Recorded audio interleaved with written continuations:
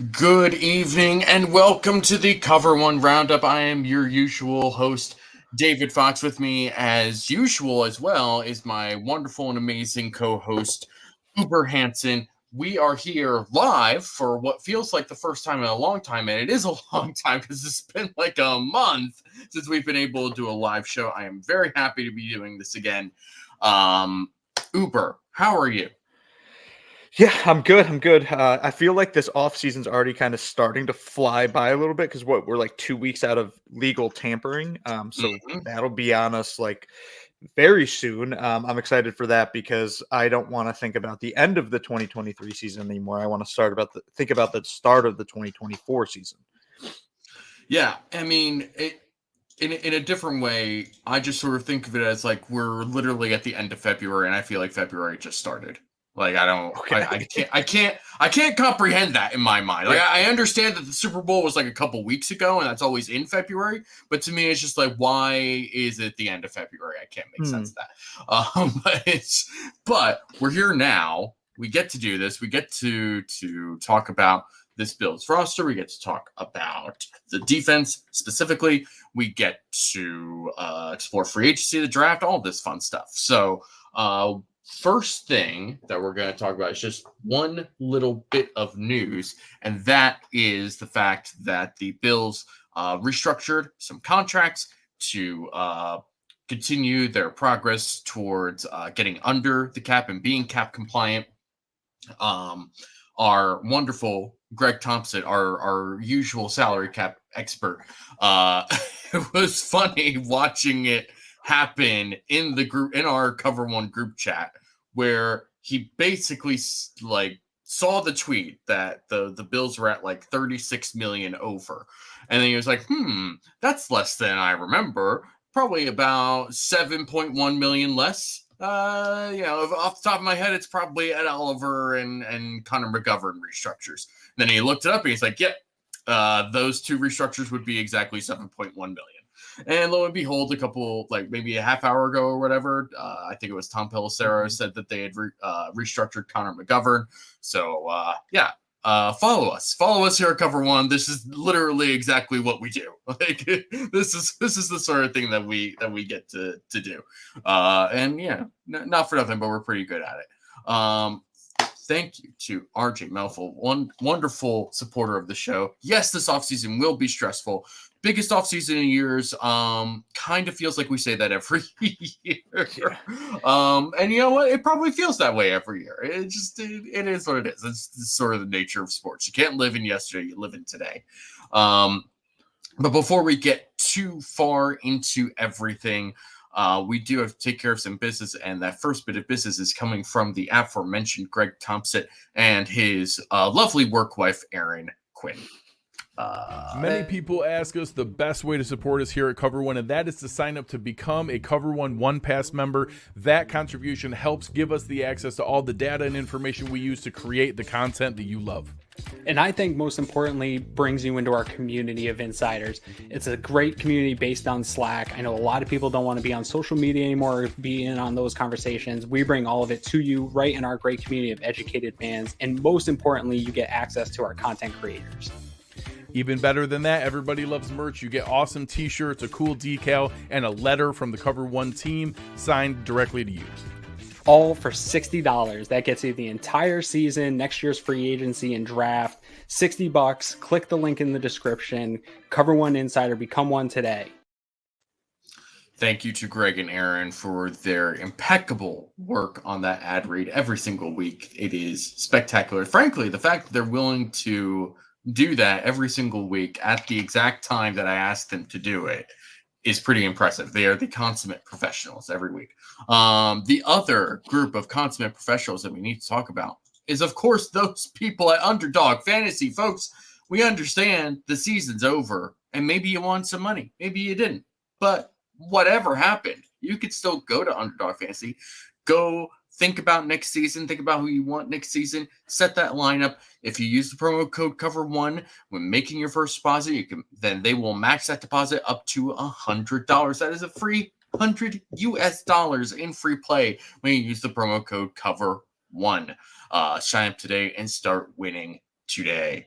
All right, so we are just gonna get right into it, and let's first go in and talk about this roster, right? Where they are right now with this roster, who's under contract, who's not. You actually sent me a very, very helpful chart the other day, which you also posted to Twitter, which was clearly the mistake because some people were a little confused by how you had that organized. Because some people can't read. That's the long and short of it. Some people can't read. And we also have somebody who probably can't read all that well because he was on this podcast for a long time. Mr. Kyle Salagi, my fellow brother in Dune. People who are fans of the show for too long know that Kyle and I have a shared love of Dune, and we both were able to watch it last night in IMAX, which is just about one of the most incredible experiences I've ever had in my life. In fact, they even gave you this lovely poster to go with it, with my experience, and it's pretty cool. It's just yeah, one of the best movies I've ever seen in my life. Anyway, so more on that later. But we'll talk about football first. So with this roster, right? So just going through the defense, because that's what this particular podcast is going to be about. We're going to talk about the Bills defense first. Then we'll talk about the offense next week. We've got some. Here's what's weird. There's 4 defensive linemen under contract right now. And one of them is Greg Rousseau. You've got Ed Oliver, 2 people that I feel very, very good about. And then you've got Elianku and Kingsley Jonathan, which I'd rather not go into the season as those being the primary guys at those particular spots. And there's also Von Miller and Cam Klein. Cam Klein, thank you. Yeah. I was not going to come up with that dude's first name. Yeah. But, yeah, go ahead. Yeah, I mean, you weren't going to come up with it because not anything against him. He's just not going to make he's not going to be a guy in the roster, so it's not really worth going in. But I'm with you 100%. Like, the Bills' defensive line right now does not look great. There are some good players on it, talking about Ed Oliver, Greg Rousseau, but the rest of it, Kingsley Jonathan, he's a fine player. I don't want him being the starting defensive end, and we don't know what Von Miller is still. Yeah, and maybe Von Miller comes back better this year. It's possible. I would hope so, but hope is not a plan, and it's not a guarantee either. Referring to your chart from earlier, some people just need pictures. This is the thing. It was a picture. It was an image with words. I understand that's a little tricky for some people, but still. Joe DeRosa of Under Review. Go watch Under Review tomorrow night, 7:00.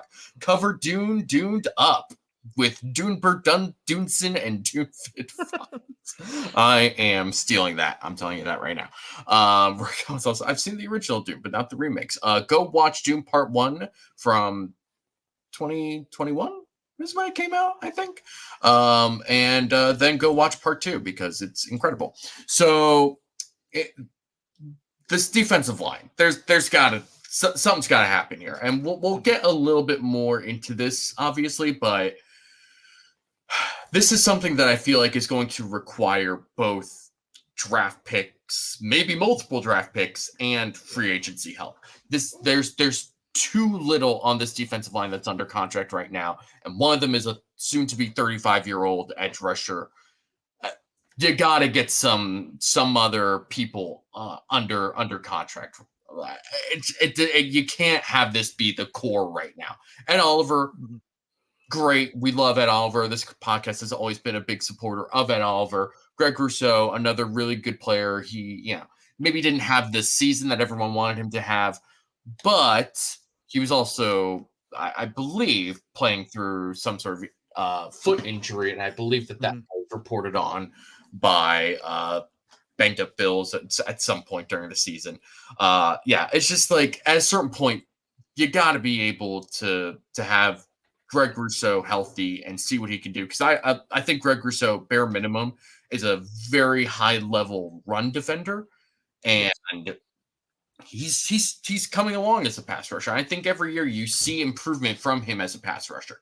And maybe it does turn into sacks, maybe it doesn't. I don't know. But I think overall he's a very good player, and I am excited about his future. Let's see. Just the Tippecanoe. What it do? What it do indeed, Mr. Tippecanoe. Still one of my favorite names on here.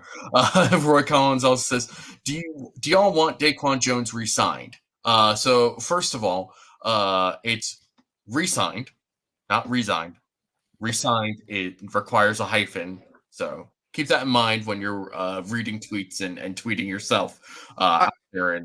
I'll say I'm the worst speller on earth. Like, I'm really bad to a point where I've been ripped on Twitter for how poorly I've spelled words.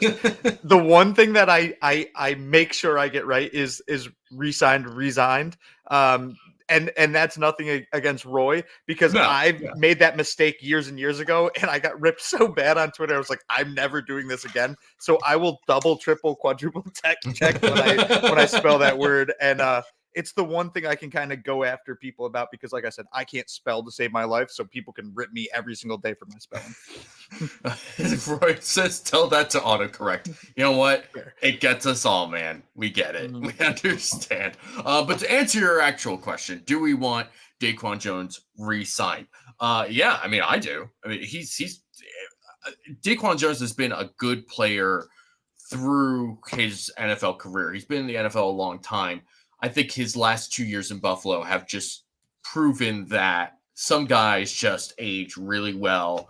And especially when they're in a good situation like DaQuan has been in Buffalo, like it was amazing how they were able to bring him in, and everyone was like, oh yeah, that's a very like typical Sean McDermott, Brandon Beane sort of free agent signing, just like a solid player that'll fit well with what they do.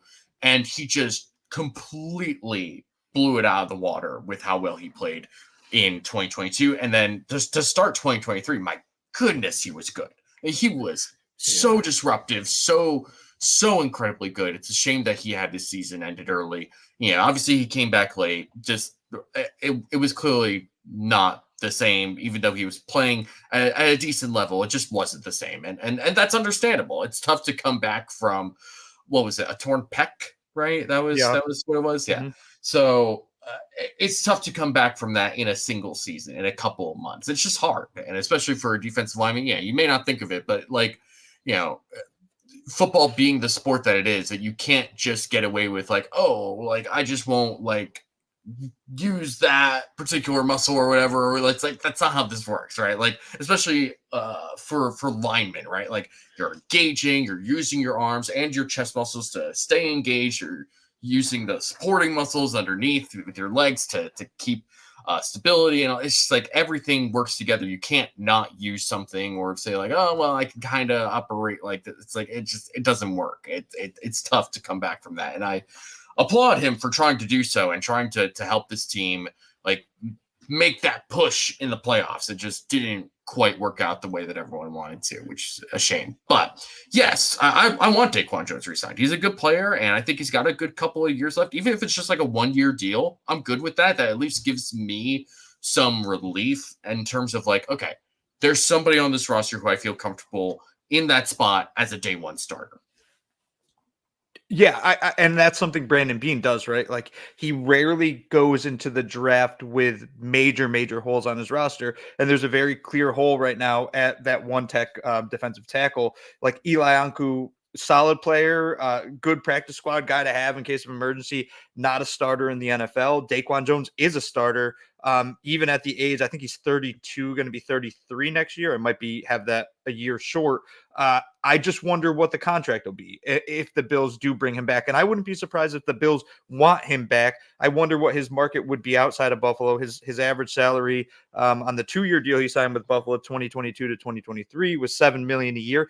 I don't think the Bills can pay him $7 million a year. So I just don't know if the money will work in Buffalo. And if it doesn't work in Buffalo, where will it work? He's good enough to get a job in the NFL and get paid well.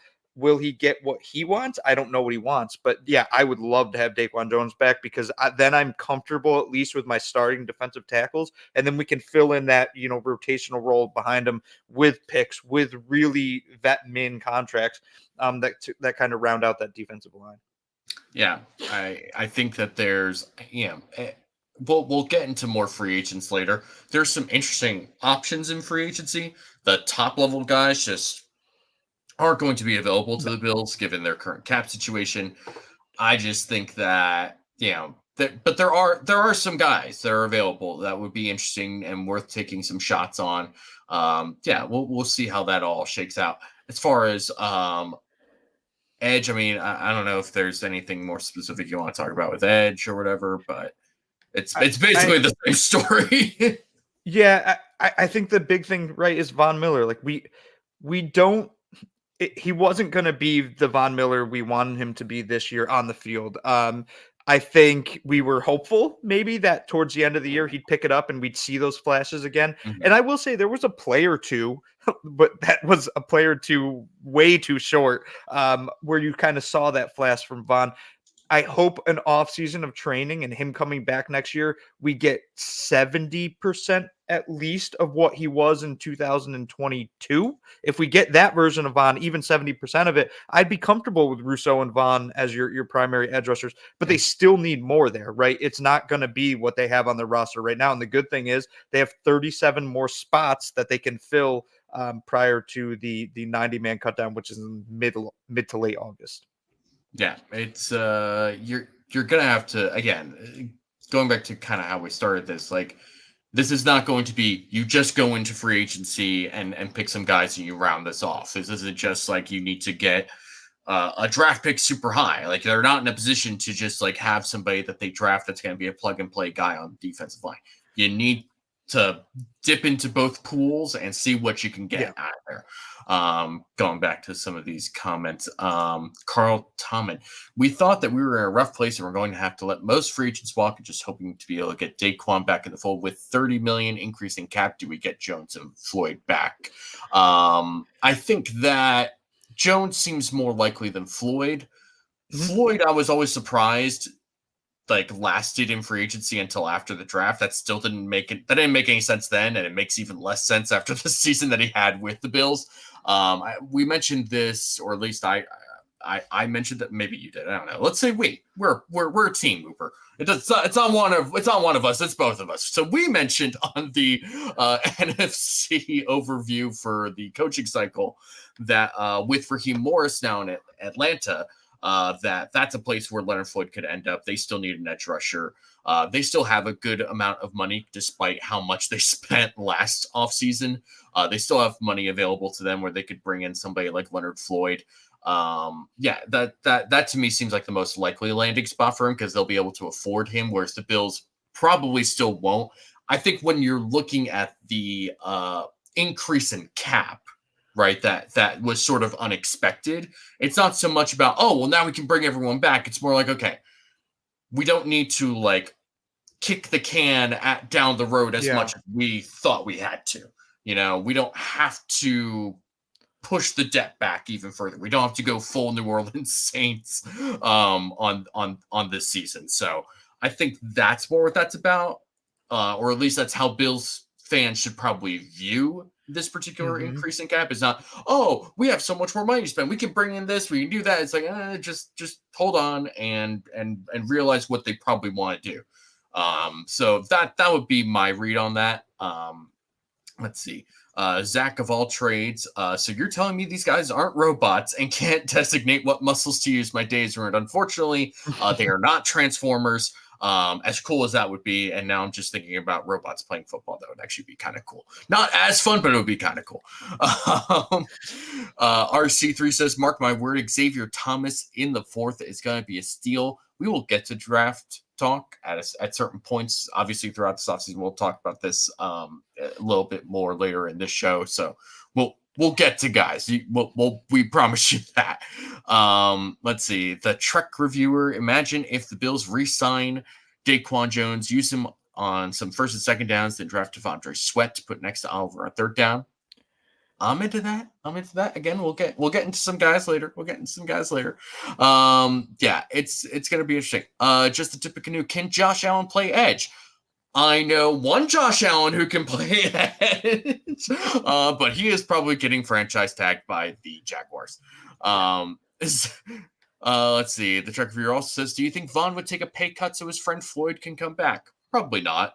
No. If the Bills are going to do anything, they would probably just restructure him, which maybe they do, maybe they don't. I don't know.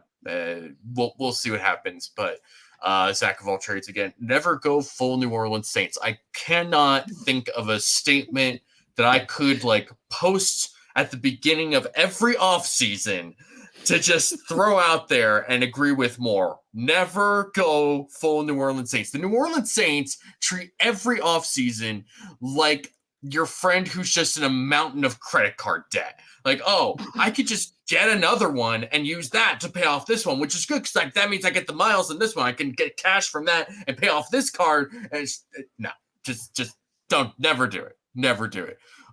Spin 0481 says, mark my words, we're bringing back the GOAT Nate Peterman. No, thank you though. My God. All right, we're going to move on from the defensive line. We'll talk about linebackers because it's going to be pretty brief, I would think. You've got Matt Milano and Terrell Bernard, who are clearly the starters. This time last year, we did not feel confident about who was going to be starting at Mike linebacker. I think all those questions have been answered. Terrell Bernard was phenomenal last season. You were pushing him as a Pro Bowl, All-Pro type of player. I wasn't feeling first team All-Pro with him, but I definitely Pro Bowler. I mean, this dude was making plays. He was like clearly the leader in the middle of that defense. A really, really good player. And for a pick at the time where a lot of people, including me, really felt like, what in the world are you doing? Why is this the pick? What are you thinking about this? It's just like, oh yeah, of course. Like Terrell Bernard stands from day one, Obvi. Like, come on, what are you talking about? That was a really, really great job by Branden Fiske and the staff to pick him and then develop him the way that they did. But behind him, you also have Dorian Williams, another third-round pick. He was from Tulane. Yeah, had his moments. Unfortunately, got kind of pushed into some really stupid discourse after the Kansas City game where people felt like he should be playing instead of AJ Klein. And I'm not entering that discourse for anything more than just to say like that wasn't gonna help, right? Like that's it. And that's not a shot at Dorian Williams or that he's a bad player. It's just like he was not in a position to try and help that team in that game in that particular way. Like that's not how that was gonna work. But I do. There were some moments that Dorian Williams had. They weren't like big explosive moments, but you saw some stuff there where it was like, okay, you feel good about Dorian Williams overall, right? And I like that there's somebody worthwhile at that backup linebacker spot, especially with somebody like Matt Milano, who, could, is probably just going to miss at least one game, right? I mean, I feel like I say this every offseason. There's always one game that Matt Milano misses to some like hamstring pull or something. And unfortunately, this past year it was much more than that. But regardless, right? Like assuming Matt Milano has a typical Matt Milano season, he misses a game or two. You have Dorian Williams. You feel relatively comfortable with him in his second year. Balin Spector, mostly special teams guy, but has done some decent things for a 7th-round pick at linebacker. So all that's fine. What I really want to ask you about is we've been talking about at Cover One, particularly in the film room, disguised coverage, those sort of shows. Yeah. Do the Bills make a switch or should they switch more away, just a little bit, not wholesale changes, but just change a little bit from being so heavy in nickel and maybe do some more 3 linebacker sets. I don't know. Yeah, I see. I'm still not sold on it. I'm not ready to make that switch just because I'm such a big Teron Johnson fan. And I don't think against, a team like Kansas City, at the end of the day, what's beating the Bills isn't the run game per se. It's the passing game. It's their inability to stop passes in that mid range, especially in that loss against the Chiefs, which in large part was due to injuries at those two linebacker spots that forced the Bills to go into more dime looks and try to figure out a way to slow them down. I don't really think adding a third linebacker on the field is the solution. Now, there is one thing that maybe they do play around with, and that's the idea of having Matt Milano, Terrell Bernard, and Dorian Williams on the field at the same time.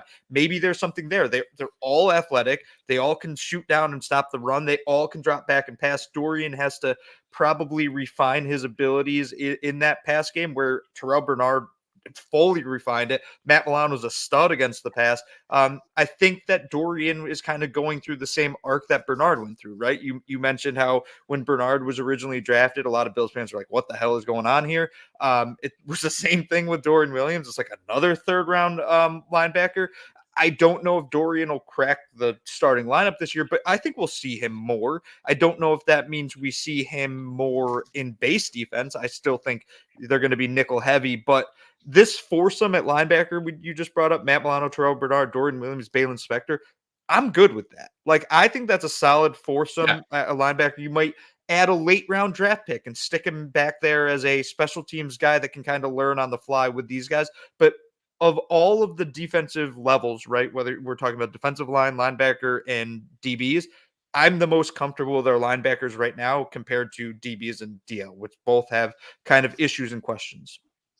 Yeah, I would generally agree with that. I think that I'd rather see this three linebackers as sort of a changeup, rather than like shifting more the philosophy of the system as a whole. You know, like that's more what I would say.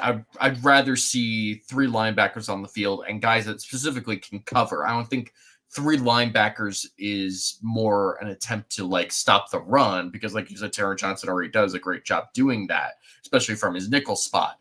I just think that having a third linebacker that you feel confident in and that you can really kind of do some different things with, I kind of like that. I like having as many changeups as you can, both on offense and defense with personnel. Yeah. So let's go. Let's Mark Krzyzewski. I'm butchering your name. I apologize.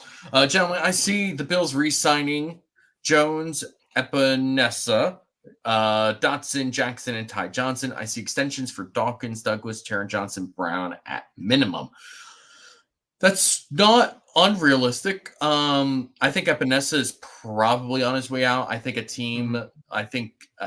I feel like any free agent that I think of, I'm like, oh yeah, Chicago would probably pay him, because they still have a ton of money and plenty of holes on that roster to try and fill.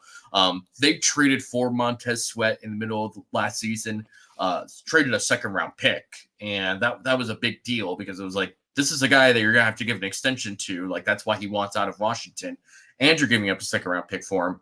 Why are you doing this? Why not just wait until free agency? Well, the reality is Montez Sweat kind of helped save Matt Eberflus's job, because that defense started playing so much better once he got there. But Montez Sweat also can't be the only defensive end on that team. So I think bringing in somebody like AJ Epinesa to be opposite of him would actually work really, really well for them. I imagine that's my thought. I don't know where he might actually end up going. You never know where. Yeah, you have a spot in mind that's like, oh yeah, obviously they would bring somebody like that in. It's just like, oh, that other team apparently is just gonna pay way more for him than I thought. Let's see. Jones. Yeah, we already talked about DaQuan Jones. We love DaQuan Jones. We'd love to have DaQuan Jones back. Tyrell Dotson, you know, I at this point I wouldn't mind having Dotson back, but having gone through what this linebacker group already looks like without Dotson, you know, Dotson would probably be better than Spector.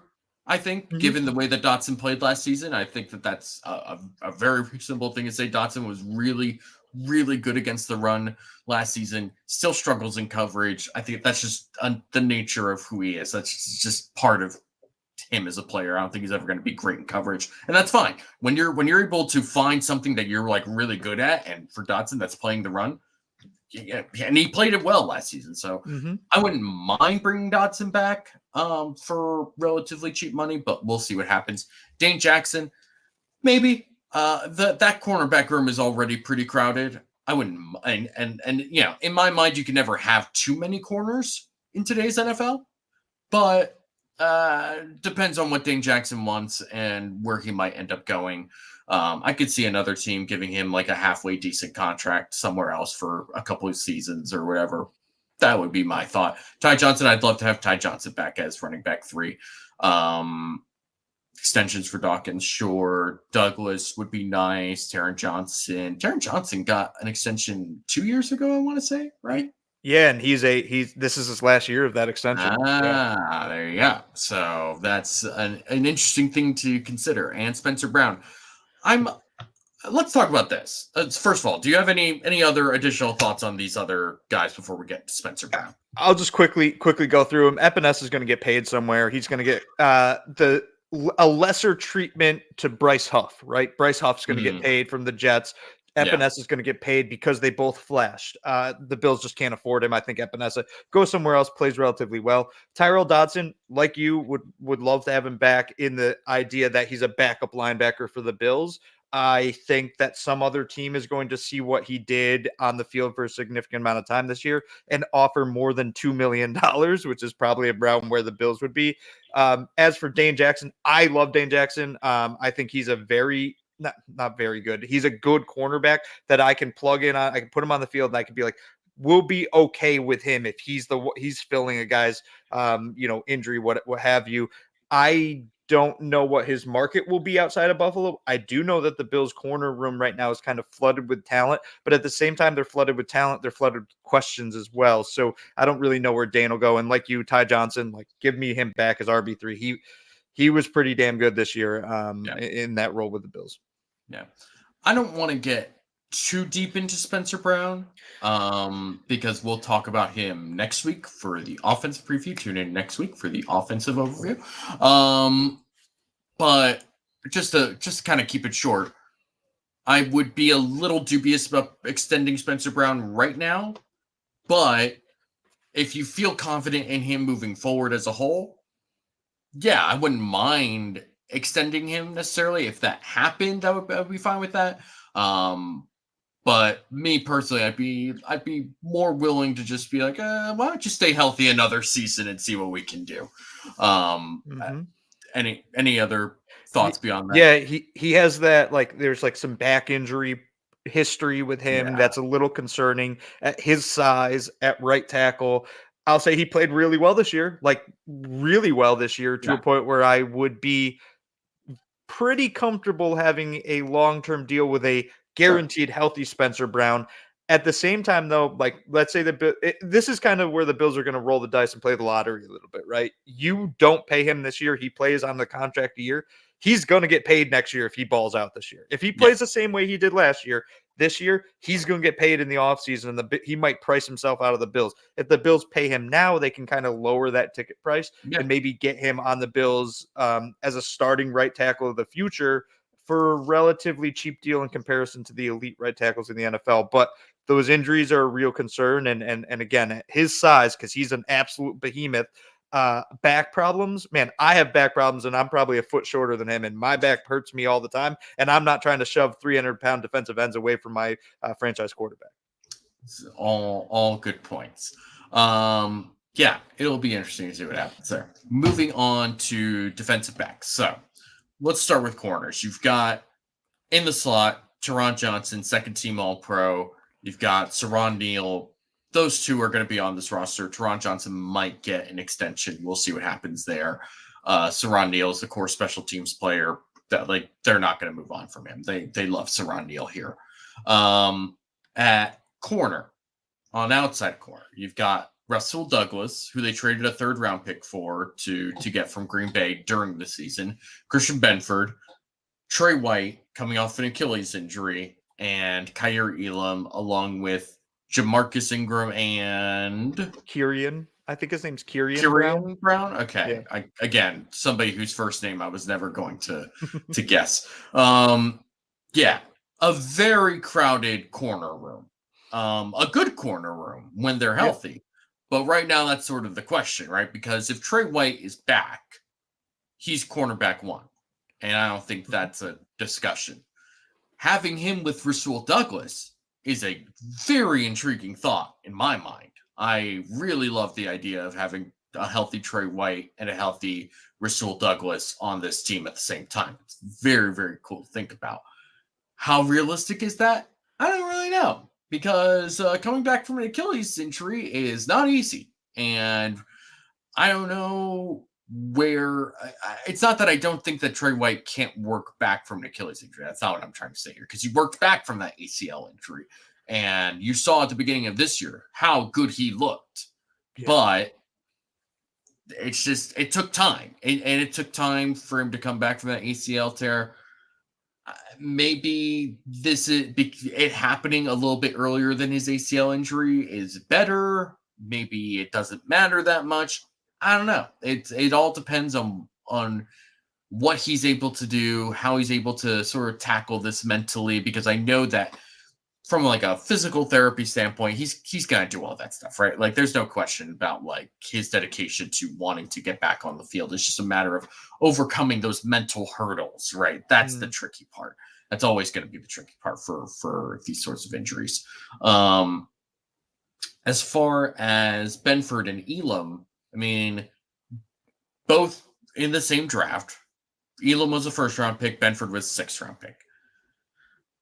I am not sure what to do here, because I don't think there's any value in trading either of them at this point, because you're really not sure what you're getting with Kaiir Elam right now.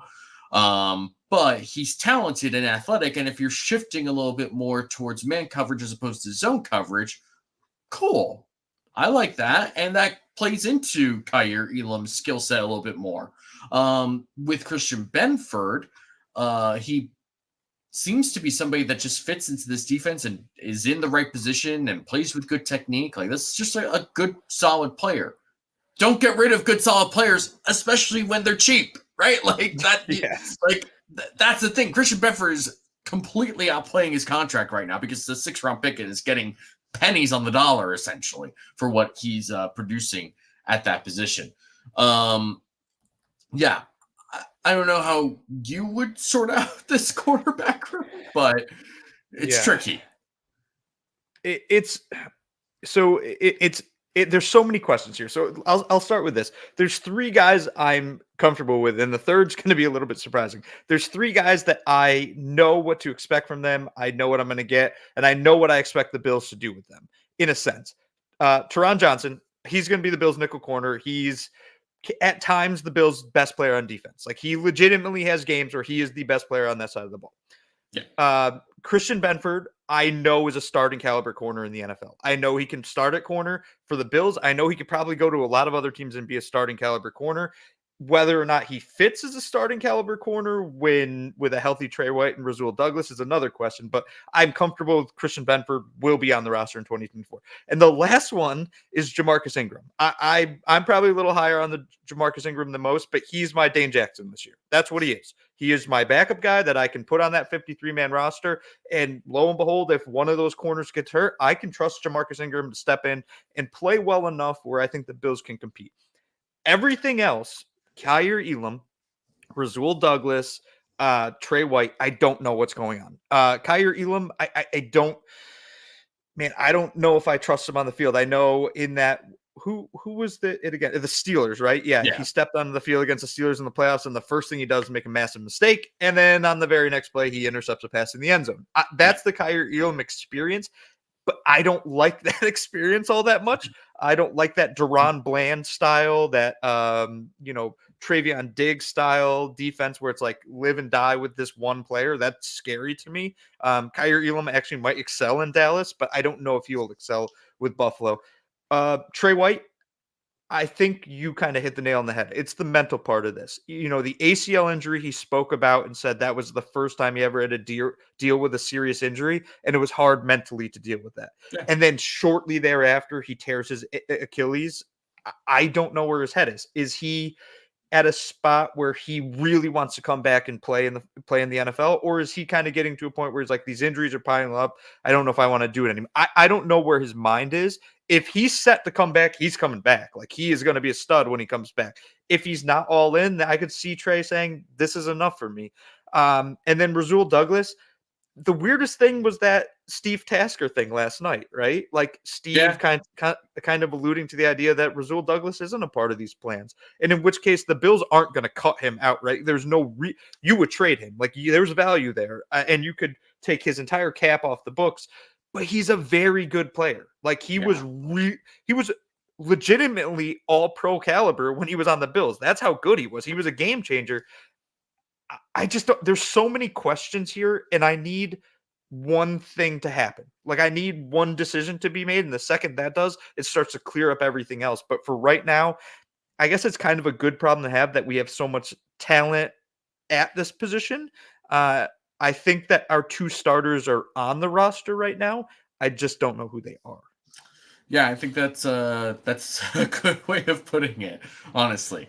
I don't think that this is a position where they really need to go outside of the organization to really, maybe in the late rounds, maybe you find someone that fits what you want to do defensively, like they did with Benford, right? That was sort of like, we took a guy in the first, but we kind of want to hedge our bets to just say, hey, we know this guy fits our scheme and what we want to do. We'll just bring him in, and lo and behold, he becomes a really good starter for the Bills. Spin says, Elam didn't make a mistake. He was just playing 3D chess and realized they need to be closer to the goal line. So when he picks the ball off, it's a touchback. Speaking of touchbacks, we'll actually, no. I don't want to spoil anything. We'll get to that later. McDougal Sports Productions, loving all the deep dive shows the last few weeks. Thank you for the love. We appreciate everyone that watches the show, and obviously those who go through and watch throughout the weeks, especially during the off season. We know that not every week is going to be exactly what you want, but we do appreciate those that watch us. It's always appreciated. It's going to be interesting. I think the shift more towards man coverage, however big or little it is going to help Elam, and even just bringing in a coach like the new cornerbacks coach, who obviously has experience with man coverage systems and those sorts of things.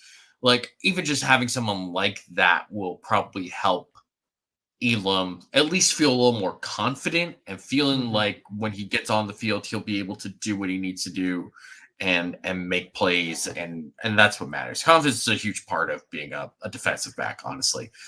Chris Jenke says, me and Uber both team Jamarcus Ingram. There you go. Those are your guys. You guys and Aaron Quinn can all go have a nice fun party celebrating your average to below average defensive backs. Not a problem. Yeah. We love our guys. That's right. Nothing wrong with that. Safety. Let's talk about safeties. Jordan Poyer right now is under contract. I don't know if that will remain the same. We'll see what happens, but if he is on this team in 2024, I'm good with that.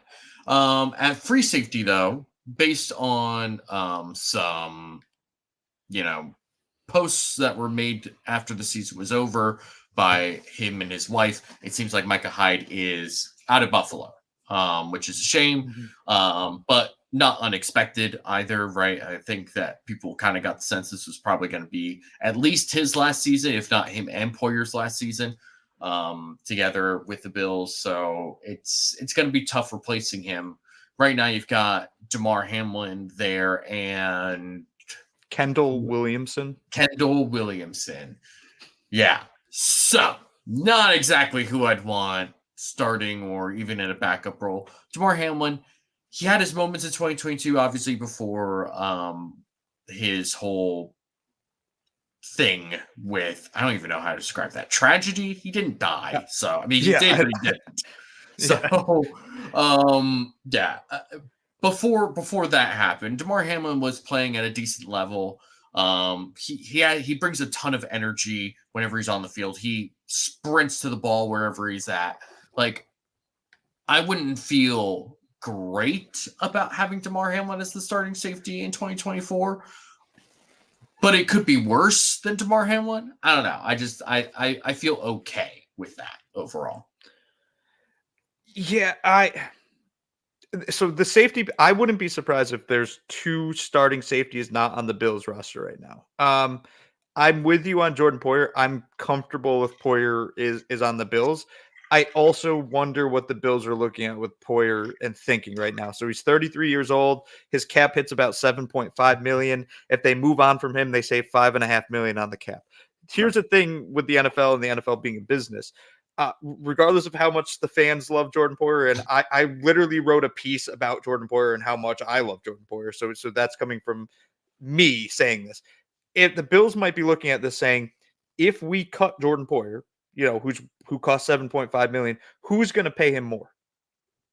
I don't think there's a team in the NFL that it might be willing to do that. So in a sense, the Bills could say to him, like, we want you to take a pay cut. If you're going to take the pay cut, we'll keep you. If not, we might move on from you. I'm not saying that'll happen, but I wouldn't be stunned if the Bills moved on from Poyer. And in that case, they need to bring in a starting safety. As for Damar Hamlin, he was a heat-seeking missile in 2022 to a point where at times it could be a problem. At times it was very beneficial.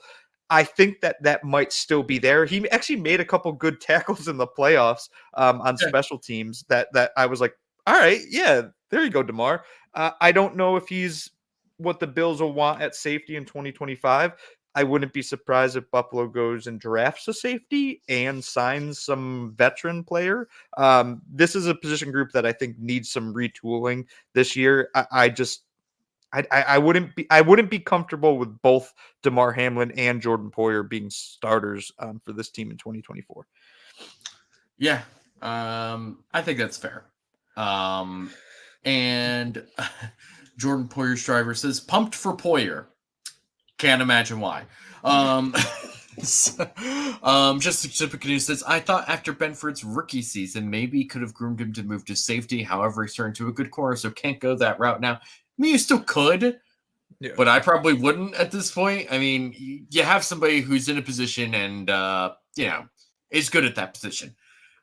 Don't mess with that if you don't have to, right? And I think that's sort of the point. Is like, you don't have to want to get to a point where you're like, hey, you want to play safety? Because we didn't really do what we wanted to do and blah, blah, blah. But I think that keeping Benford at corner is the correct move. Spin also says, you're not going to replace Poyer with equal talent for cheaper than it would saving cap from cutting or trading him.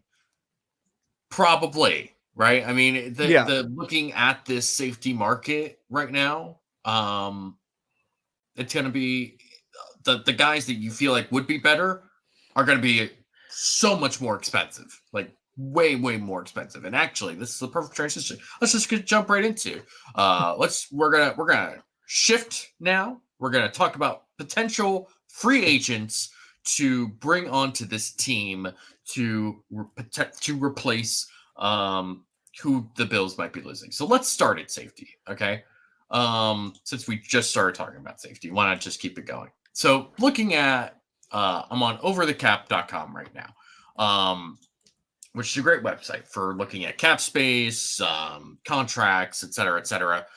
I think that when you look at this free agency page, it gives you a good list of players. Yeah. One of the guys that pops out right away is like Taylor Rapp, right? Who I think got a little too much hate by by some of the Bills Mafia in terms of like when he played. I thought he played pretty well, all things considered, and just somebody that could play on special teams, which they obviously value quite a bit.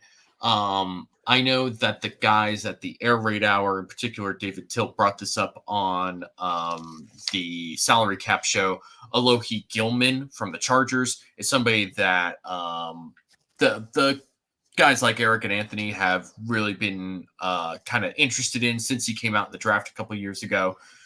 I would imagine that he would probably be a pretty relatively cheap signing. But if you want to go with somebody who might move the needle a little bit more, might be more recognizable name, as for Collins brings up two of the big ones, Jeremy Chinn and Darnell Savage.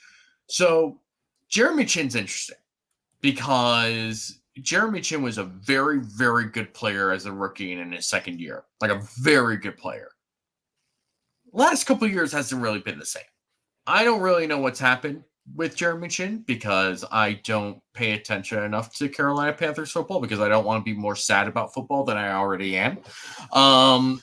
But it still seems like this guy is talented, right? Like, I don't think he's not talented or anything like that. But it's clearly something kind of went awry with Jeremy Chinn in Carolina, as a lot of things in Carolina have, unfortunately for them. As far as somebody like a Darnell Savage goes, I mean, he's a big safety. He's a very tough safety. I mean, a hard-hitting type of safety. The Packers brought in a new defensive coordinator in Jeff Hafley. Who knows if he fits into the scheme or not? That'll be interesting. The Trek Reviewer brings up Kyle Duggar. Well, it was pretty well reported when Kyle Duggar came out, also in the same draft class as Jeremy Chinn, which is funny because Jeremy Chinn went to Southern Miss, which not a football school, right? Like they've put up some NFL players before, but it was pretty rare that there was like a second round potential first round pick from Southern Miss, and then Kyle Duggar was like the second safety on the board or first in some people's minds. Like it was either Chinn or Duggar, and Kyle Duggar came from Lenoir-Rhyne University, which is just like, how does this is sort of like why you pay scouts, because like somebody finds Kyle Duggar at Lenoir-Rhyne and it's just like, I think you guys need to look at this guy. Like I need somebody to tell me I'm not crazy here. So the Bills were very into Kyle Duggar when he came out. Obviously, he goes to the Patriots and was used very, very well by the Belichicks for his versatility in the slot and at deep safety. Turned into a very, very good player. And unfortunately, I think he's kind of priced himself beyond like what the Bills would be able to pay him specifically. I don't know if there's any other guys that you're interested in free agency, or if you want to expound more on some of the guys that I brought up, but go ahead. I mean, so Kyle Duggar is my dream safety for the Bills. It's not going to happen. I'm fully aware it's not. He's going to get paid more than the Bills can probably pay for him. But if there was some world where the Bills could get him on the roster, I just think his versatility and his ability in the pass, his ability in the run, and also he kind of could fit that role that Taron Johnson's in. So it allows you to move around those defensive backs, play that game a little bit more where you can kind of confuse the opposing quarterback with a player like Duggar. That it's just not going to happen. And as for, all the other players, I don't know what Jeremy Chinn's market's going to be. Like, I literally have no idea. I am of the idea that he's going to get paid big money, but who knows? And I think last year was a really good indicator of what the safety market has become, where I'm pretty sure it was only Jesse Bates. He was the only guy that got legitimately paid. Yeah. Outside of Jesse Bates, everyone else's contract was well below what I think people were expecting, to a point where, like you were talking about Taylor Rapp, he signed with the Bills for $1.7 million. Taylor Rapp, as an NFL player, is more valuable, in my opinion, than $1.7 million, but the safety market's taken this massive drop. So, we just named Taylor Rapp, Alohi Gilman, Jeremy Chinn, Darnell Savage, Kyle Duggar. And take Taylor Rapp out of that. The other four players are all extremely talented players. Not all of them are getting paid. Someone's going to get a big deal. The other guys aren't. And maybe it's Kyle Duggar that gets the big deal, and then a player like Jeremy Chinn doesn't have the market he wants, and he realizes, I can go to Buffalo and I can work with Sean McDermott, who made all pros out of Micah Hyde and Jordan Poyer and Trey White and all these people, and Taron Johnson. Maybe I can rehab my kind of career in Buffalo with a better team than I have in Carolina. So there could be some sneaky value there. Outside of that, you go through all these names in the that are free agents. there's no one that really moves the needle for me per se. There's no guy I see and say, oh yeah, that guy could actually take this defense and improve it. Chauncey Gardner-Johnson, is he legitimately a free agent? I keep kind of getting confused by that. That is an excellent question. I'm like 90% sure he is. Yeah. But, who knows? Honestly, who knows with this dude? It seems like he is. Everything that I'm seeing right now in the very quick Google search seems like he is. So, yeah. So with a player like him, as much as he's a psychotic, he's an annoying like little monster on the field. Like playing against him sucks, and I don't like him as a non-Bills player. And there's other non-Bills players I really, really like. I do not like CJ Gardner-Johnson. That being said, if he was on the Bills, I think that could actually work, because I sent a tweet out a few days ago where I was like, I need the Bills to get a little nastier. I need them to get somebody that gets in people's heads and pisses them off.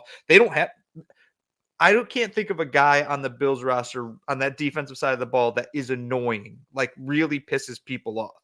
Like maybe Ed Oliver, maybe a little bit Ed Oliver. But other than that, like, I guess Dolphins fans hate Matt Milano. They think he's a dirty player. He's not a dirty player. But like, there really isn't that, like, I'm going to get in your face. I'm going to piss you off. I'm going to have like a Max Crosby that's calling everybody a little boy. I need some of that from the Bills this year. And if that means signing a player like CJ Gardner-Johnson, go for it. See, now they had that in Shaq Lawson and Jordan Phillips. The problem is that neither of them are that great at this point in their careers to like really make you feel good about. Like Christian Wilkins does some nasty stuff on a football field. Like he grabs people's nuts because he knows it's a weird, like violating thing to do to another person, especially in the middle of a football game. But he's also really freaking good as a player. So that's kind of what makes that work. Now, you bring up CJ Gardner-Johnson. I love CJ Gardner-Johnson. I hate CJ Gardner-Johnson. I have very mixed feelings about CJ Gardner-Johnson.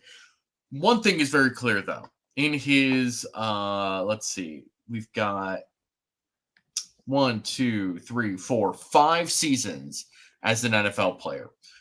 He has played 16 games once, and that was with the Saints as a rookie. And he played 15 in his second year, 12 in his third, 12 when he was in Philadelphia first season, and only 3 with Detroit. CJ Gardner-Johnson is a great player when he's healthy, but when he's healthy is the big caveat, obviously. Yeah.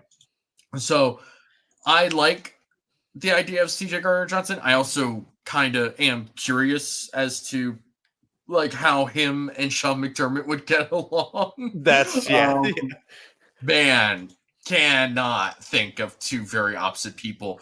That being said, this is also the team that like was ready to had agreed to trade for Antonio Brown, right? Who like shoved his way out of Pittsburgh, and like it wasn't like like there were stages to Antonio Brown's like craziness, for lack of a better word, or lack of a more tactful word, let's say. But like at that point, people knew Antonio Brown was a problem. I don't think they realized how big of a problem until he said no to the Bills, then got traded to the Raiders, then didn't show up to training camp, then celebrated getting cut, and then went to the Bucs. Just a mess, just a total mess. So the Bills are not completely adverse to taking on some weird character people, but they also know that they can't have a full-blown circus either. Yeah. And having somebody like CJ Gardner-Johnson in training camp against Stephon Diggs is really funny to think about. Damn, dude. We'll see what happens. We'll cross pay-per-view TV, man. That would be fun to watch. That would be great. Oh man, now I kind of want that to happen now. Damn. So the only other guy that I'm kind of interested in that might fit into what the Bills would be able to afford is actually a former Jets player, Ashtyn Davis, who I know Eric put a little bit about him on Twitter. If you want to look that up, Ashtyn Davis was kind of well thought of when he came out of Cal a couple years ago.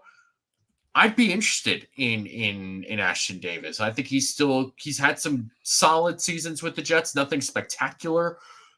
I think this is somebody that can fit into this defense that will just be that sort of Taylor Rapp-esque signing of like, this is somebody who fits in this defense, doesn't cost a ton of money, and will just probably outperform expectations because of that and because of where he ended up going. That's the sort of thing that I'm looking for. I think Ashtyn Davis kind of fits the bill really well, so to speak, really well in that regard. Any other final thoughts on safety before we move on? No, I would put a very large amount of money on it that the Bills are signing a free agent safety, and a name that you've heard too. I'm not saying just some guy that's going to sit on the practice squad. I think that they are going to get a veteran player that can compete for a starting job. And then I think they'll probably also address this in the draft. But I'm really interested to see how this market works out because, like I said, last year's market kind of was underwhelming after Jesse Bates. Is that going to be more of the same this year? Is the safety the running back of the defense in the NFL right now? I'm not sure. So I don't really know where we're going to see all this talent go. Yeah. Yes, it is. Because linebackers can still get paid, but safeties generally do not. All right, moving on. We're just going to go with defensive line as a whole. I don't know if you want to talk about like free agent linebackers, but no, it's inconsequential. I don't think the Bills are going to. They're not going to go after anybody that's worth. Yeah, I agree. So defensive line. We'll talk about interior and on edge. There's some interesting guys on there that are set to hit the market, right? Some that are going to be very expensive. Obviously, guys like Leonard Williams, who like is only. If you had asked me if Leonard Williams was like over 30 or under 30, I would have said easily over 30. He's like 32. No, he's only 30. He's 30 right now. So he's still got a chance to get some good money from somebody, like a 3-4 year contract, because he can still put up like 3 or 4 good seasons, I think. 2015. Oh my God. Yeah. That's when he was drafted. 2015. Yeah. That would I honestly there was a point leading up to that draft because the Bucs had the first overall pick and ended up taking Jameis. And Lovie Smith was the head coach. And I was like, there is a chance, a larger than I'd like to believe chance that Lovie Smith says, I know we need a quarterback, but man, this Leonard Williams kid, man, he's just really good. Obviously that's not what happened, but anyway, moving on. Chris Jones obviously is going to get paid by the Chiefs or somebody. Somebody is going to pay a lot of money to Chris Jones, and they should, because he's a baller. And honestly, I hope someone else other than the Chiefs pays him, because I'm sick of seeing Chris Jones on the freaking Chiefs. It pisses me off. DJ Reader is a very interesting free agent. He is also a lot of 30-year-olds on this defensive line list. He's another good player. He is also coming off an injury, but is somebody that when he's healthy, he can disrupt that line of scrimmage hard. But in terms of guys that I think would be good fits for the Bills that are potentially affordable for them, is actually somebody that Roy Collins brings up right here, right now. Sheldon Rankins from the Texans. Sheldon Rankins started off with the Saints, drafted us in the first round. His big issue for me has been injuries. And when he's healthy, he's a good player. I remember when he came out of Louisville, that dude was a good, big, athletic defensive lineman. It was just a very, very good player that I felt was going to be a really strong, like potentially Pro Bowl type of player. Hasn't really turned into that type of player, but I think he's still kind of at that level, more or less. And I think if he stays healthy and comes to a defense like the Bills, like there's a good chance where Sheldon Rankins can turn into a sort of DaQuan Jones type of pickup, assuming they don't bring back DaQuan Jones, of course. Yeah, I mean, That's the thing, right? Like if they bring back DaQuan Jones, those other like one tech style players, they're not going to double dip on that in free agency this year. So I think it's one or the other.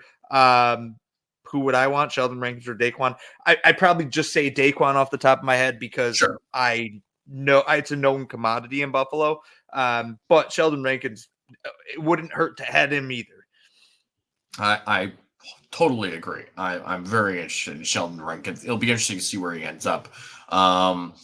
Let's see. Austin Johnson was somebody that when the Bills brought in DaQuan Jones was somebody sort of on that short list of like, all right, here are some one techs that could fit well with this defense. And Austin Johnson has been a very solid player. Again, just a very solid guy throughout his time in the NFL. He's also 30 years old. Again, a lot of 30-year-olds on this list. Just a very solid player, went to the Chargers.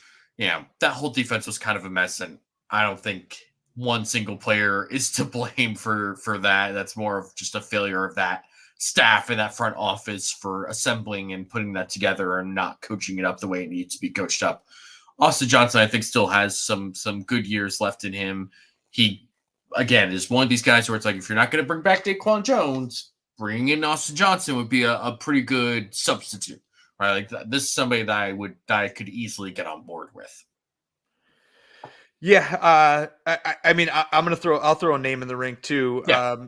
Raekwon Davis from Miami. Yeah, because I'll say this for as far as Miami defensive tackles go, there is no way Christian Wilkins is going to be on the Bills next year. One, he's going to get paid more than any realm of possibility the Bills could. As cool as that would be. And and as much as I don't like Christian Wilkins, I would love him on the Christian Wilkins and Ed Oliver would destroy every offensive line put in front of them.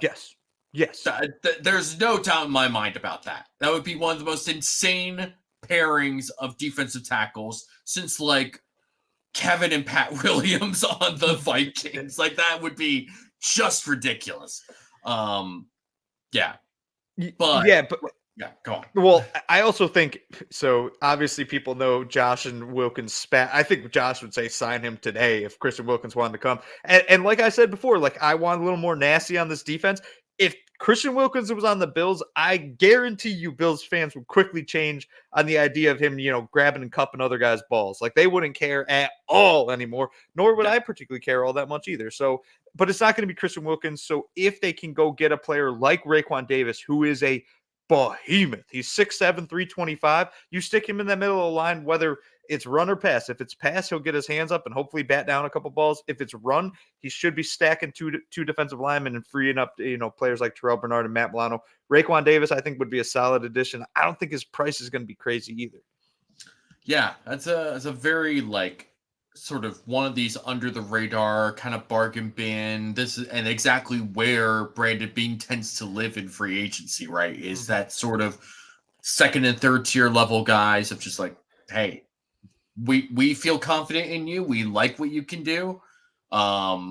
We feel like you fit in this defense and will be better than what you've been doing. And I that kind of fits the bill in my mind. Roy. In my mind, again, Javon Kinlaw. I was going to bring him up. So Javon Kinlaw is interesting.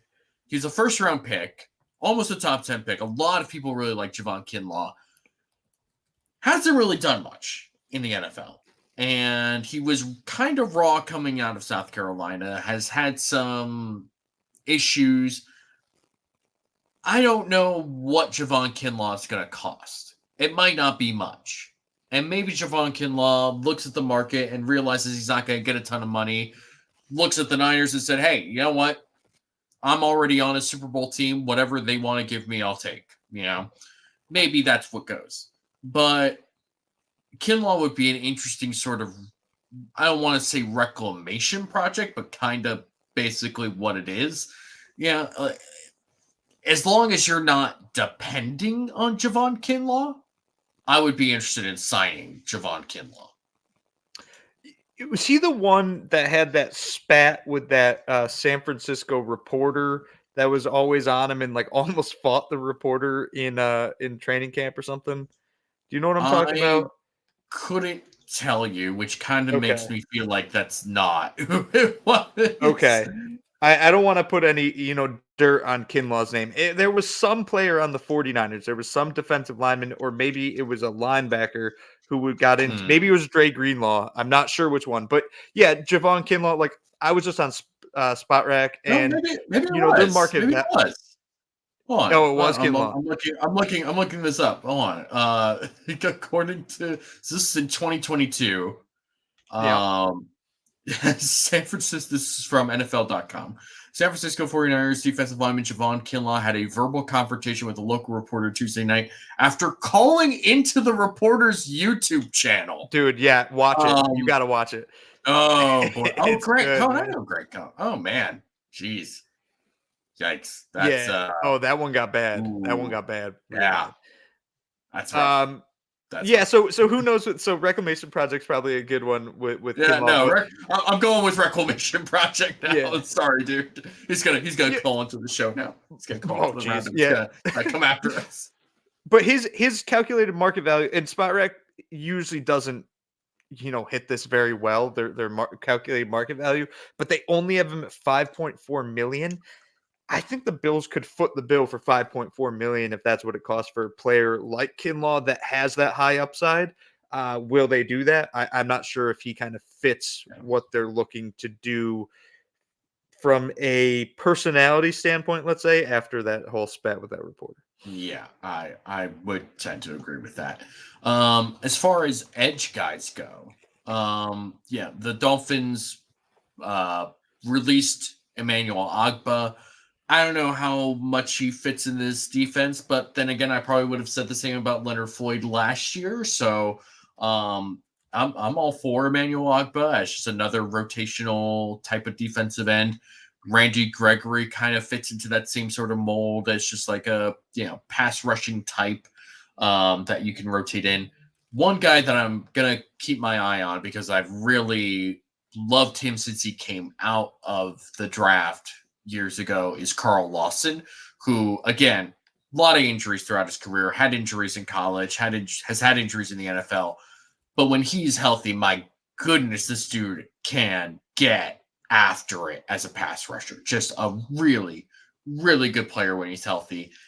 But that's always going to be the caveat. And again, that's sort of why some of these guys are free agents and are available in the draft, right? Or not the draft, but in free agency.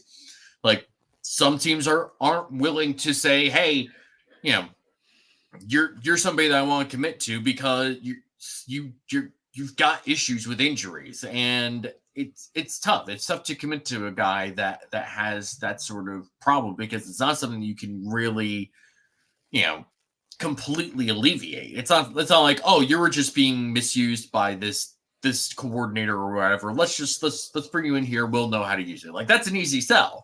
But when you're hurt and it's different stuff every time, then it's like, okay, well, there's not really anything we can do about that. We can't just give you some magical elixir and suddenly you're healthy for 17 games or whatever. It's not how this works. It's somebody that I'm interested in, but it's also somebody that I'm interested in if you get other guys to be 16, 17 game starters, right? Like, I don't want to have to sit here and be like, oh, yeah, we'll be fine in 2024 because Carl Lawson is edge 3. Like, I don't know about that. Yeah. When the Jets signed Carl Lawson, I was kind of pissed off because I was like, damn, that was a good signing. And then a legitimate bummer for him. He tore his Achilles almost right away. Or I think it was Achilles. And that kind of derailed. It was something.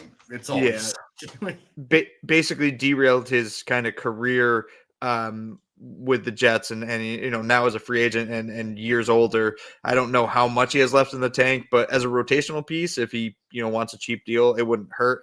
Man, I'm looking through the defensive ends.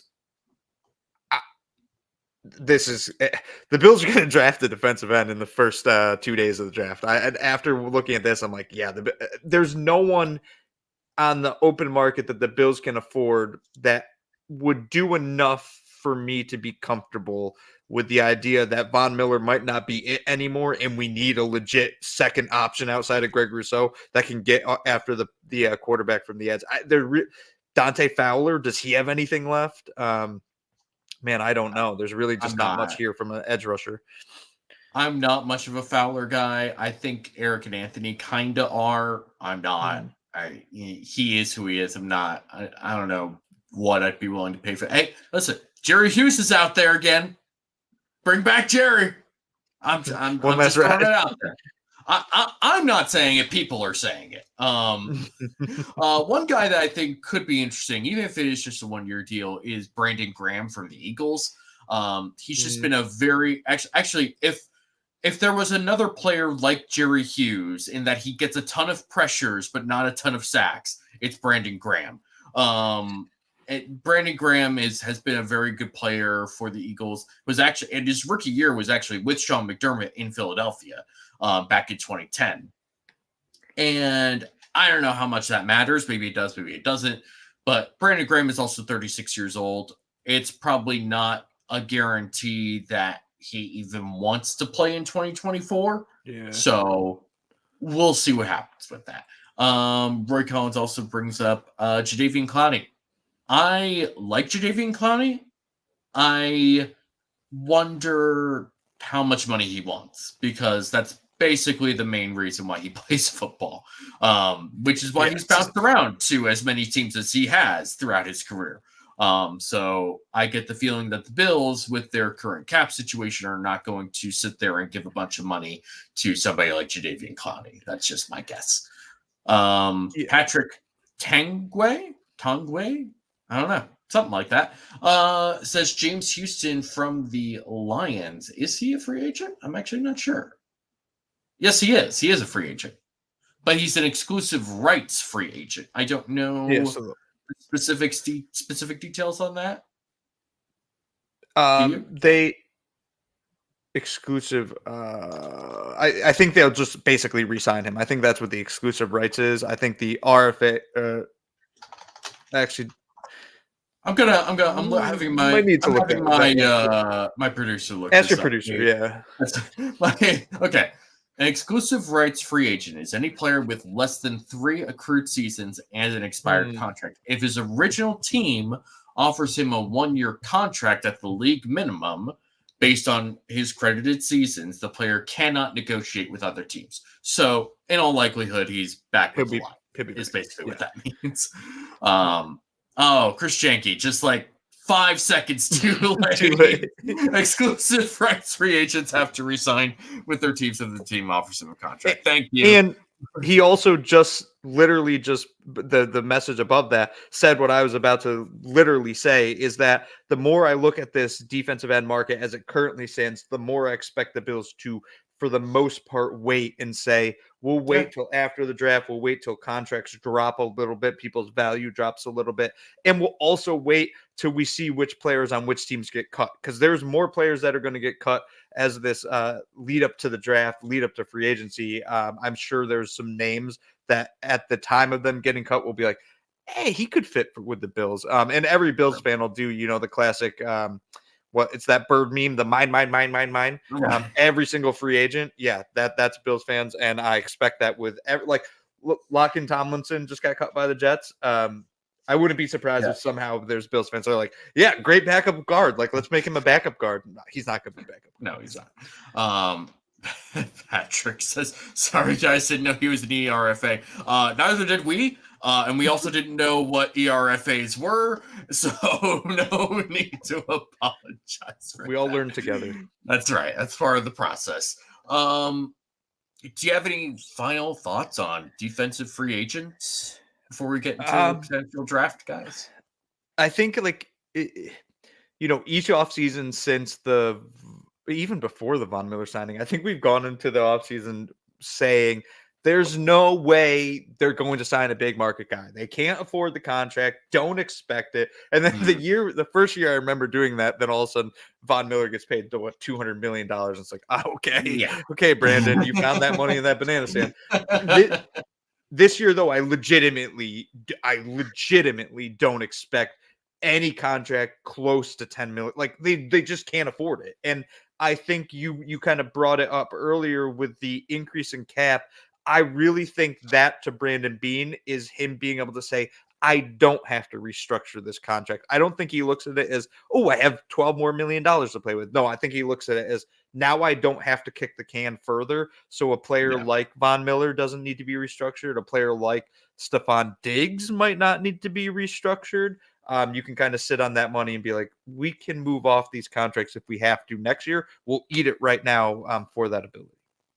Yeah, I would generally agree with that. All right. So moving on to the NFL draft. The combine is this week. You will see a whole bunch of guys getting interviewed about a whole bunch of nonsense and also run around in their underwear. It's an interesting time, but I don't know how much you've gone into the draft. I haven't done a ton of stuff, but one guy that I'm very interested in at safety, and we can kind of go whatever, but I'm going to start with this particular player and at safety, and that is Cooper DeJean from Iowa. Now, I understand you don't have to yell at me, people in the chat, and in subsequent viewings of the show. I understand Cooper DeJean is listed at cornerback. I understand that he played cornerback at Iowa. I also understand that Cooper DeJean can easily make a move to safety if a team wants him to move to safety. That's what I'm interested in. Because when I look at Cooper DeJean, I'll tell you who I see, and part of it might just be wishful thinking. Some of it might be the fact that he's this corner safety guy that might be a little bit positionless, and some of it might just be that he also played at Iowa. Cooper DeJean reminds me of Micah Hyde, and he's somebody that has a lot of positional versatility, is a really good athlete, has a ton of experience as a punt returner. Like, this is somebody that could be just a really, really good player in the NFL. I have very little doubts in my mind about Cooper DeJean and what he could do in the NFL. And I think at safety, especially for a team like the Bills, that could be like a perfect marriage, in my personal opinion, of just a player, what they need him to do, and how he fits into this scheme. I understand that some people might not love it. I understand some people would want a wide receiver. Some people might like a defensive lineman, whatever. If Cooper DeJean is there at 28 or in that range, I think that the Bills should make a play for Cooper DeJean.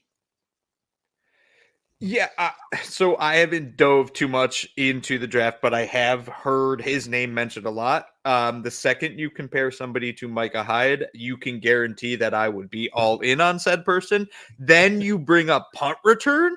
I love special teams, so now I'm even more excited about Cooper DeJean. I'm just saying. Yeah, I'd probably sign up for it. I'm also not on the wide receiver in round one bandwagon that a lot of people are. Not saying I wouldn't be upset if they did draft a dude, but I just don't think they have to. And a lot of people are treating it like they have to. So if a player like Cooper DeJean is sitting there and the Bills see his versatility and see him as a safety, go get him. Also, you bring him in as a returner. You can kind of free up cap using that. So yes, him as a player would be awesome. I just have to bring this up because I have the big board up right now. I want the Bills to draft this guy just because of his name. Literally nothing else. I don't know anything about him. I haven't studied him at all. I know the college he plays for because everybody does. But somebody with this name needs to be drafted in the first round because he's going to bust through your door and say, "Oh yeah," and that's Kool-Aid McKinstry. As soon as you started this, I knew exactly where you were going, and you still got me with the bus. I've never seen that name before, so yeah. I always forget you're like as disconnected from college football as you possibly can be because you just don't care about it, which is dumb, and it's a forgivable flaw for you. It's fine, but you know it's just disappointing is all. I'll say this: following the combine, and I'll probably end up watching a good amount of the combine. Following that, there's going to be a few players that I'll kind of key in on, and those will become my said guys where I'm like, well, I kind of want the Bills to go after these guys, but leading up to it, man, like I like you said, I'm not a college football guy. I've really tried. I will try again this year too. And after a couple games, I'll be like, I hate this, man. I can't do this anymore. Yeah. As far as safety goes, and there's other guys, right? Like there's a Cam Kitchens from Miami. There's other guys, and they're in all honesty, they'll probably take a safety in this draft, and it'll be somebody I've never heard of that they'll turn into a pretty solid player because that's just what they do. From like Villanova. Right. Somewhere, right? It's just, but if Cooper DeJean is there, like that, this just feels like such a perfect pick for them in my mind. I would be so ecstatic if that ended up happening. And I would post this clip and all subsequent clips in which I talk about Cooper DeJean across the internet for everyone to see how much of a genius I am. And absolutely nothing else, because I would never have another take after that. And no one can ever claim that I would. Moving on to defensive line, right? I mean, but let's be clear. Just going through this roster like we did, the clear needs are defensive line and safety. This is where they need to target. One of the guys that's been brought up by some of the other draft guys, again, if you haven't been following the Cover One NFL Draft channel, go subscribe there right now. Great show that John and Daniel put out. Actually, they just had a show with Dave Damashek, formerly of NFL.com. So, Dave Damashek is hilarious and a very, very fun person to listen to. So check that out. Subscribe to their channel. But those guys, and I know for sure, Eric and Anthony are very much into DeWayne Carter from Duke. Put on a game of Duke's defense against whoever, you will find number 90 in the blue and white, and you will want this guy on your team. And maybe he doesn't end up on your team. Most of the time, players don't end up on your team. You only have so many picks in a draft. But DeWayne Carter's a good freaking player, and he's somebody that I feel like anytime I watched him, I was just like, this is somebody that has strength, that has athleticism, that can hold up, and will take on coaching. And as I did a little bit more research into him, he has been at Duke his entire college football career, and he has been voted as a captain for 3 straight seasons for Duke, which is the first time that has ever happened at that program, where somebody has been voted as a captain for 3 straight seasons. That is a wild thing. Like, I can sit here and say, like, oh, McDermott and Beam will love that. And that's true. They will love that. And they will obviously take that into great consideration. But every NFL team would love a 3-time captain where no other player in this entire university's history has ever had someone be a 3-time captain. Like, of course you want that on your team. Why wouldn't you want that on your team? And listening to him talk, I saw a very brief snippet from an interview he did with Real Talk with MJ. I don't know. Not a podcast I'm familiar with, but once I started looking at DeWayne Carter, this was one of the shorts that was recommended to me. So you get that. Just a really, you hear him talk about leadership and what he did, and it's just you want to root for this guy. Wherever he ends up, this is going to be a guy worth rooting for. I really like DeWayne Carter. He would be a really good fit for what the Bills want to do. I'm very, very interested in seeing what exactly the Bills would want. And I think he could really fit with them. I mean, yeah, anything process related, again, I'll sign up for. I'm still believing in the process and trusting the process, unlike some other Bills fans. So yeah, a process style guy. But also like the fact that Duke, and I'm looking this up, but I also remember hearing this over the past couple of years. Mhm. Duke used to be a nothing program, or at least for a couple of years they weren't. Like 2020 2-9, 2021 3-9. So he was there when there was really, really bad times, and now the past 2 years 9-4, 8-5, much more respectable. Going through that and being a captain through it all, just from an outside perspective and understanding how sports work, being able to ride those emotional waves that come with going from really bad to really good, that makes it more impressive to me that he was voted a captain 3 separate times over an era where they went from awful to good.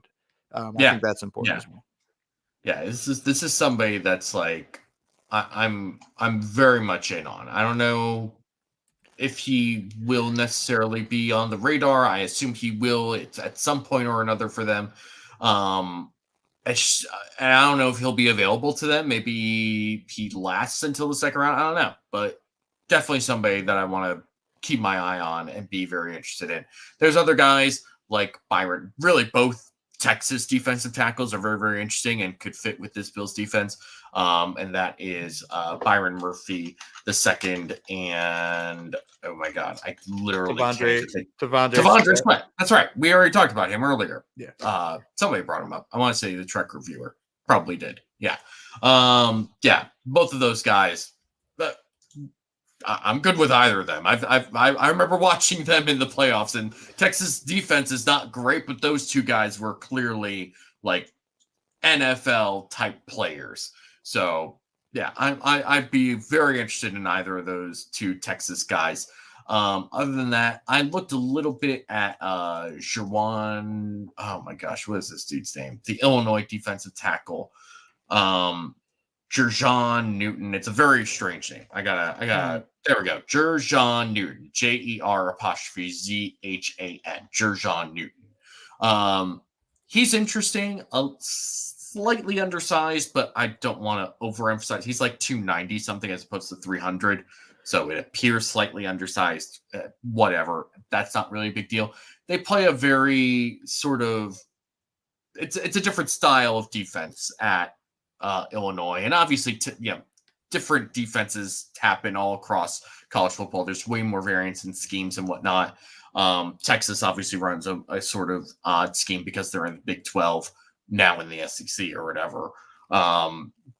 But there was something. There's a certain rawness to Jer'Zhan Newton's game that could be intriguing for the Bills, right? They have not like shied away from guys that are considered raw or require work. It's just a matter of whether or not that's what they want for 2024 right now. Yeah, I mean, they have to go D-line, I think, in the first 2 rounds. Like, I think they have to, at least in one of those picks, has to be D-line, because that's the spot where they can plug a guy in and he's going to get significant playing time almost no matter what, because that's, to me, their weakest kind of area right now, and an area that they need to be better at in the playoffs, right? Like they can be as good as they want in the regular season, but if they disappear in the playoffs, we're going to see the same exact problem we've seen year after year with this team, is that they just can't get after quarterbacks. They can't affect the run up front, and that's a problem. So I expect them to draft a D lineman in round 1 or round 2, whoever that is. My hope, I'd bet on the upside. So if Jer'Zhan Newton is a guy that scouts have deemed has high upside, I bet on that over a high floor, because I think that's what the Bills need. I think that's how you get over the hump, is you hit on a guy like a Max Crosby, like a TJ Watt, like a guy that you can find in the 20s that maybe that years later you're saying, oh, that guy should go on the first 10 picks for sure, because he's that talented. And that comes with a lot of risk, right? You could end up with a player that doesn't see the field very often. But right now, I think that's the Bills' only chance if they want to really take that next step towards the Super Bowl. Yeah, I think that those are probably the biggest guys. I think that going through sort of how we went through about this, right? I think that in free agency, you're probably dipping more into the edge market and probably more after the draft, as opposed to going into the draft and grabbing an edge guy, or at least not an edge guy high, right? Like, you already have Greg Rousseau. You feel comfortable with him. You have Von Miller on the roster right now for whatever that's worth. I think that bringing in some free agents later or after the fact or someone cheap will work well enough. Whereas at defensive line, like there's, or on an interior defensive line specifically, like you can bring in or bring back a DaQuan Jones. You can bring in, you know, some of these sorts of guys, Sheldon Rankins, whatever. But all those guys are either 30 or above. And that's not a future plan. That's sort of a we're going to win right now plan. And the Bills are in a position to win right now, obviously. But you also need a plan for the future. And so it wouldn't surprise me if they look at this interior class, which is pretty well put together and has a lot of talent there. It wouldn't surprise me if they go more into the draft for that. Steve Noble brings up a great guy, Fiske from. You're speaking my love language now, man. I knew this was gonna get to you. I'm a little annoyed at myself that I didn't even think of this. So Branden Fiske from Florida State. This was somebody who was at the Senior Bowl, and this is another guy. I think I've said this several times on this show now. Eric and Anthony. He really stood out to both of them. He's a good player. And actually, when I've seen some highlights of him, the young Kyle Williams comparison is not inaccurate, in all honesty. Like that is sort of kind of what he reminded me of. Not necessarily like that, like 2013, 2014, where he was getting 10 plus sacks every time.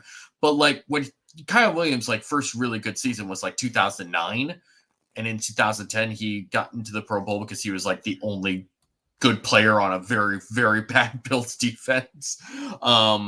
That's the sort of vibe that I get from Branden Fiske. Just a really good player, very squarely built. If there's somebody that I'm going to tell you to watch after this show wraps up, I think this is the guy I can convince you to watch. Yeah, man. Kyle Williams is my favorite football player of all time. Actually, I don't know if I can point this right. Is that this helmet right here? There you go. That's signed by Kyle Williams. I wear Kyle Williams jersey during every single home game for the Bills. He is my legitimate favorite football player of all time. I just loved his motor, man. Not the most talented football player there's ever been, not the most physically imposing football player, obviously. Sure. But he just was nonstop. That motor kept going no matter what, every single play. If you're telling me a player reminds you of Branden Fiske, or it reminds you of Kyle Williams, and that person's Branden Fiske, Cooper DeJean, I said I was excited about you talking about him because of Micah Hyde. But man, Branden Fiske, if you say Kyle Williams, if I watch this guy and he looks like Kyle Williams and then the freaking Jets strapped him, I'm gonna lose my damn mind. So don't put that out there. I don't need that bad juju out there, man. We're not doing that. Not in 2024. All right. Any final thoughts from you at the moment? Yeah, the only last thing I'll say, because we're on the topic of the draft, is I know there's a push from a lot of Bills fans that the Bills got to trade up. There was who was it? It was Dan Fetz had put out the tweet, and he's like, Bills trade everything, go up and get Marvin Harrison Jr. That's insane. That is not happening. It just can't. The Bills have so many holes on this roster, not just in 2024, but in 2025, that they need to get younger. They need to get young talent onto this roster, and that means using a lot more picks. I think it's far more likely the Bills trade back from 28 than trade up from 28 because they need picks that are young that they can put on the field right away. I think later in the draft, you'll see them move up because they have too many 6th and 7th round picks. But I just wouldn't expect, if there are guys sitting there at 22, let's say, maybe in years past they would have tried to make a move up to get him. I don't think they have the ammunition, considering the condition they're in right now, to make that move this year. Yeah, I would agree with that. And, you've obviously done a ton of work in the last couple of months, I think, with regards to trades and what that all puts together. And, I, for one, am going to be excited whenever you put out all this work you've been close. Oh, I know it's close. So, we'll probably talk about that once you get that going on here. All right. Before we get out of here, we're gonna do it because we haven't done it in so long, folks. It is the true or rubbish. Let's go. Let's go. It's true or rubbish time. All right. I only have a couple of these, but I'm still going to we're gonna do it. It's been too long since we've done it. For those that are unaware, are new to the show, or just need to be reminded of how this all works, true or rubbish is where I give Uber a statement. He tells me if it is true or rubbish. You all are very much encouraged to play along at home. Put in the chat if you think it is true or rubbish. First statement. True or rubbish? The competition committee, according to Judy Batista earlier today, is leaning towards not changing the rule regarding fumbling through the end zone and having that be a touchback for the defense. This is a good thing. True or rubbish?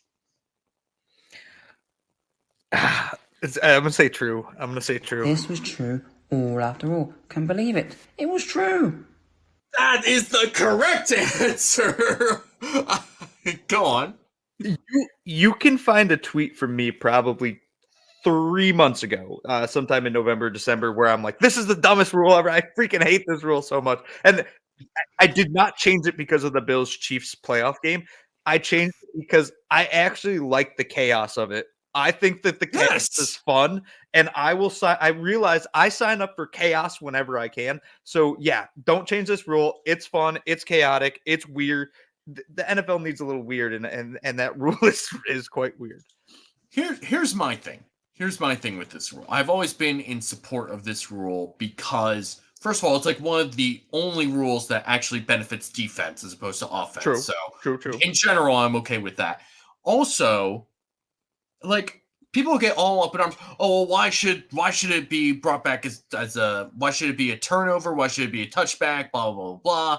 It's like the end zone changes things. Like, that's the whole point of football.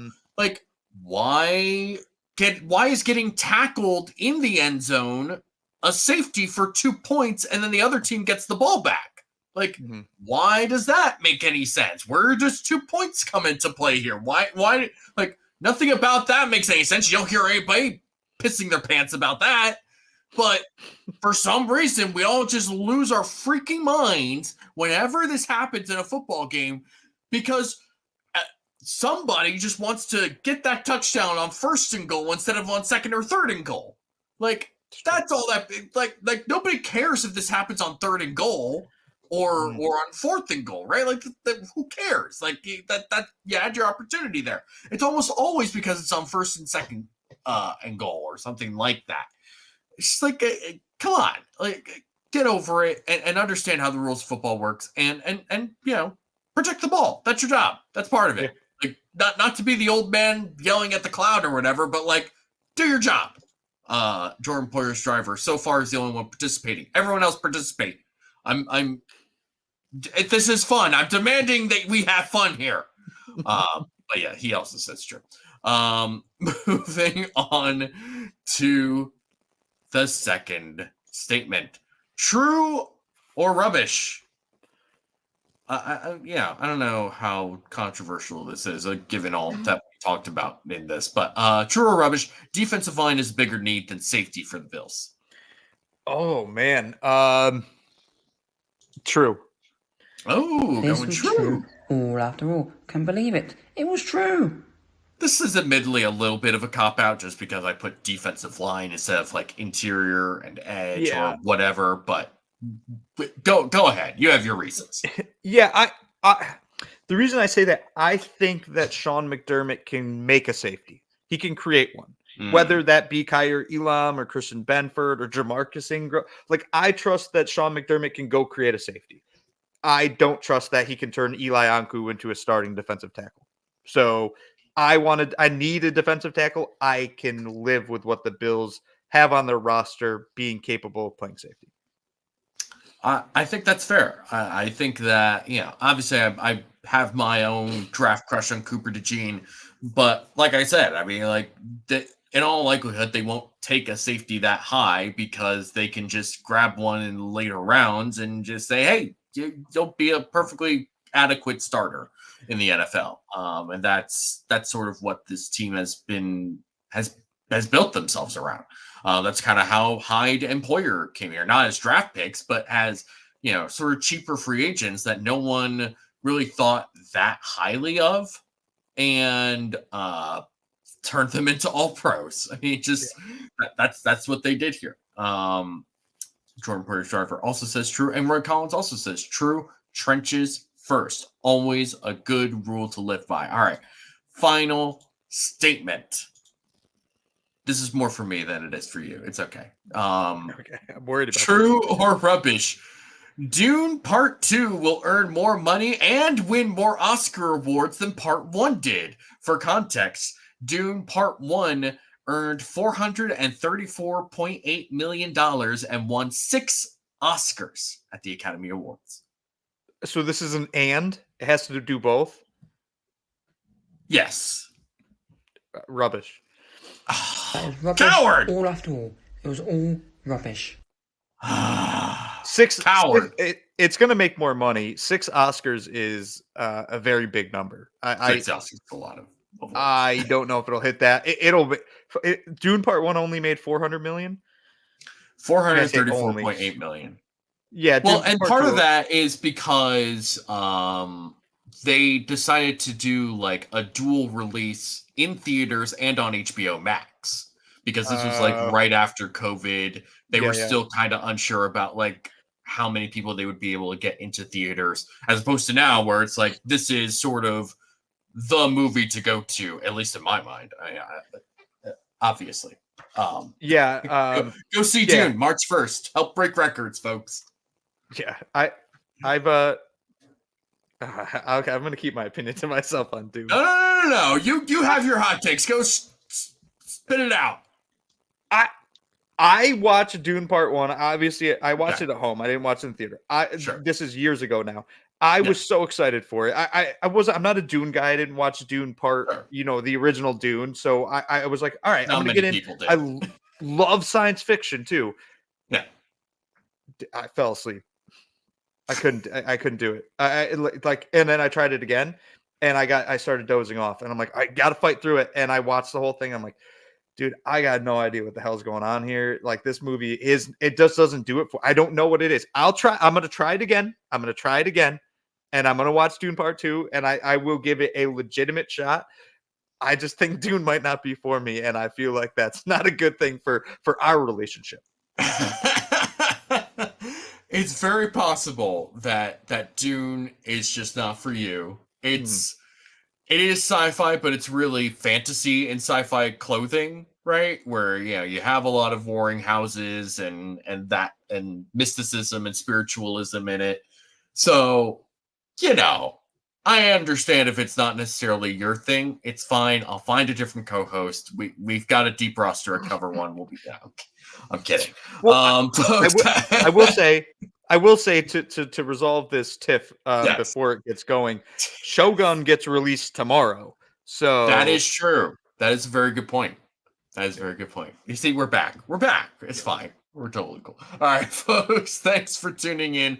We're very appreciative of all of you. Thank you for sticking it out through some pre-recorded shows for the last month and not being available for just one of those weeks. We really appreciate you all coming out, joining us here live. We will pick this up next week with our offensive roster review. We'll basically be going through the same thing, just going through the roster, then going through free agency and potential draft picks. While you're waiting and steeping in anticipation for that, you can join the air raid hours in about 10 minutes. Wow. 10 minutes. So you can join the Air Raid Hour guys in 10 minutes for their show. You can watch Under Review and Disguise coverage tomorrow night. You can watch the Cover One flagship show in their film room on Wednesday. Tom Stalouse has 2 guests for Buffalo Late Night on Thursday. And you've got college football show with Marlon. You've got If the Walls Could Talk. You've got the Cover One draft show like we talked about earlier. If you're a fantasy guy, Chris Choose has you covered all year round with probably 1,000 different videos. So stay tuned. Go subscribe to Cover One Fantasy. Go subscribe to Cover One Draft in College. Go subscribe down below right now to the main Cover One channel. And just go through and support us. You can leave a like, leave a comment, subscribe, of course. Share this with your friends, enemies, lovers, and neighbors. It is all greatly appreciated, and it helps us out tremendously. Uber, where can the people find you? On the Twitters at UberHansen. I haven't really released any content per se outside of this show lately, but I, like David said, I am working on some draft trade thing that hopefully by the end of this week, maybe early next week, I'll have that published in one way or another. You all can find me at DFAUXY on Twitter. In real life, I will probably be at another IMAX screening of Dune Part 2. Thank you all for tuning in. Lisan Al-Gaib. We'll see you all next week. Bye-bye.